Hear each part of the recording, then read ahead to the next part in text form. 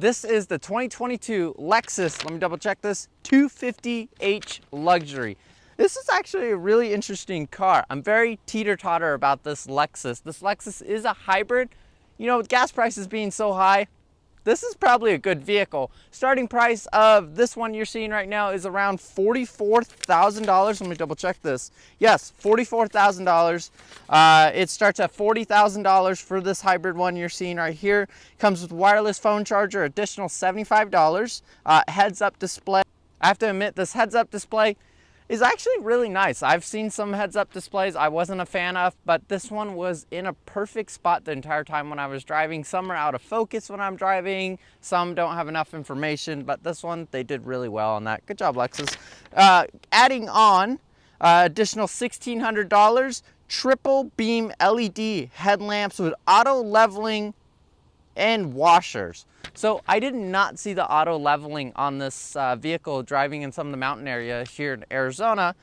I'm not sure if that was a feature that's not on. I'll have to look and ask about that. Also, this vehicle does have auto washing headlights, which is nice. It did rain, so that was a really nice feature. Arizona definitely has some dirty water if you haven't seen. Let's check out around the vehicle. So this is not a sedan, this is not an SUV, it's about a hatchback right in the back, middle of that. Checking out the back, you've got a nice privacy screen right here. Opening this up, there is plenty of room back here. We'll drop this down and you've got even more room back here. Got some cool features Lexus did add. It's got a locking feature, so when you tap that, you can lock the vehicle and close this hatch. I'm gonna close it for now. Let's go check out the inside of the vehicle. Getting inside the Lexus, the outside looks good. I have to admit, good job on the design, Lexus, on the outside. The inside, a little old schoolish, not the best. I've seen some really nice vehicles at a lower price with a way nicer interior. I do see what Lexus tried here. They were trying to do that modern taste and keep that luxury. They definitely did with this leather looking dash here. That looks really nice. It's got the stitching all around. You've got a beautiful trim around here. Now, this is the interesting part. Let's boot up the car real quick.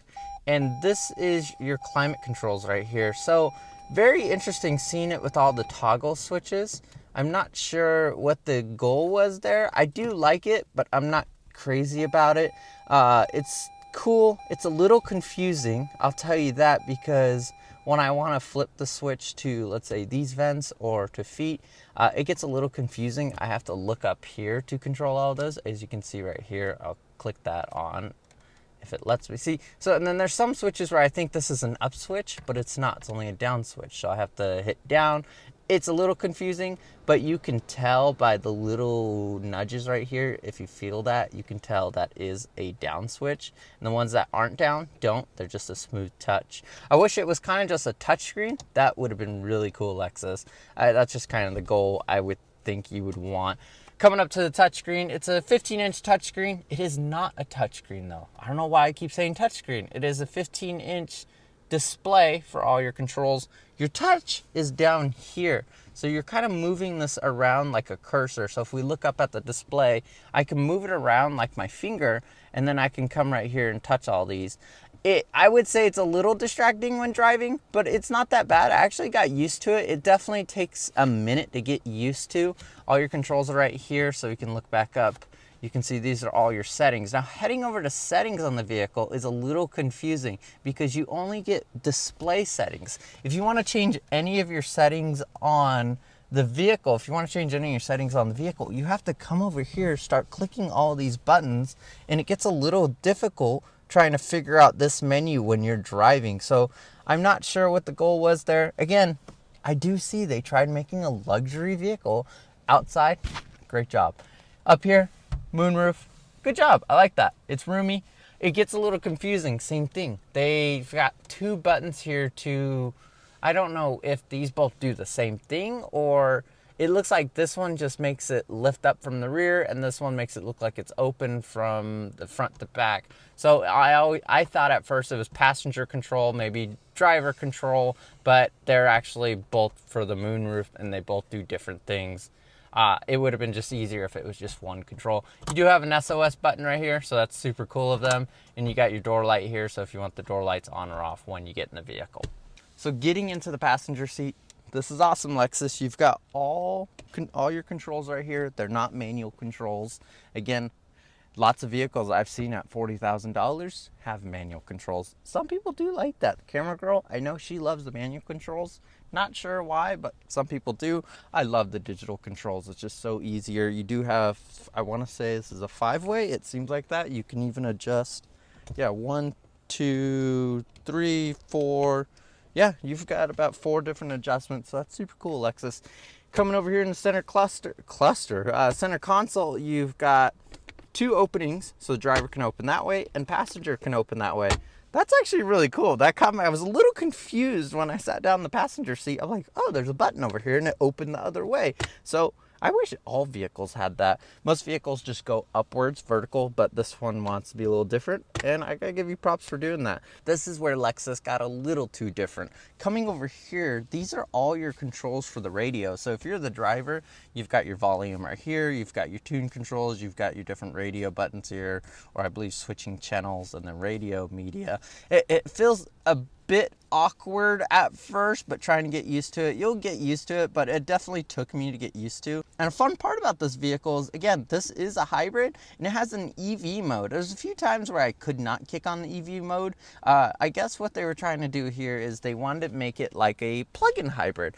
And I do have to say, plug-in hybrids are super cool. I'm not sure how that works with a hybrid. I've never seen that option with just a hybrid. With plug-in hybrids, it's definitely a popular feature is an EV mode. The EV mode for me during my testing of this vehicle for the 7 days, it had to be in slow, like parking environments. It worked perfectly fine. On the highway, it did not want to kick on. It said unavailable. Now let's check out another quirky feature. Coming over here, you've got this weird toggle which controls sport. So you can see the cluster right there. Here's the toggle up here on this top right corner. And then you can switch to sport, you push down the normal, or you pull down to eco, which is an interesting concept. And then over here, they've got another toggle, which is your traction control. You push in, or you push back. This one doesn't twist. And then let's come back here, and this is your driver cluster. So let's check out the menu. I'll show you around. So this is how you get through your menu. Pretty normal, like most vehicles. Now, here's your settings. This is where it gets a little confusing. You have to go through this entire menu. You can see that entire menu, and that is to control the vehicle for lane centering. You want to turn that off, you tap on it, and I love that it is in front of me, but it would just be easier if they just made it in the big 15-inch touchscreen like many vehicles where you can just tap it. And I wish this was a touchscreen for the passenger because, again, many passengers aren't going to know how to work this touchpad. It took me, I've never driven a Lexus or this type of Lexus, so it took a minute to get used to. Also, the seat does have cooling seats, so I gotta give props to you, Lexus, on that, and they do very well. And then you do have a wireless phone charger right here. Coming over here, you've got 110, well, not 110. You have a 120 watt 12 volt plug. So I do love that it just hides away like that. That's very cool versus having the cigarette lighter, like a gross thing, which some people love the cigarette lighter. I'm not crazy about. I do like that hideaway. Continuing on with the vehicle does have lane keeping. It doesn't have a self-driving mode. It does well on the cruise control, the adaptive cruise control. So if someone brakes, I have to say this thing doesn't overreact. I've seen many vehicles where they just brake when someone else is braking. It does a really nice soft braking with the adaptive control.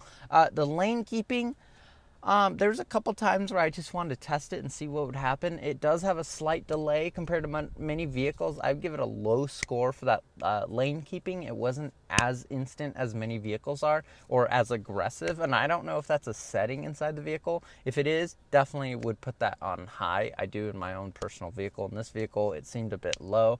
I only like it on because there's a lot of turns and awkward roads here in Arizona.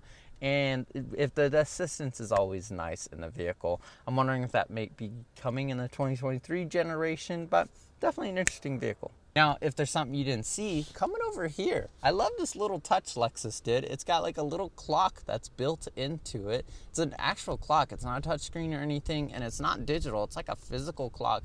It gives a very Rolls-Royce type or a very luxury type design, and that was a really cool touch of you, Lexus. So driving it, it's comfortable. It's very awkward with the hybrid in this one. I've driven multiple hybrids in the past. I've owned hybrids. And this hybrid is a back and forth. You can feel it always transferring. It is a continuous transmission. I don't know. I forgot what Lexus calls it. So it's very awkward sometimes when it transfers over. It's not as smooth as I would like it. The vehicle, again, is at $44,000. I'm gonna admit that's a little high for a very small vehicle. It's not that big. I've seen many sedans that are just a little taller. Parking this thing next to my Mach-E, as you can see, it is small. And I thought the Mach-E was probably small, but it's a lot smaller. I would say it's about a size of the Ford, not Focus. Yeah, maybe the Ford Focus.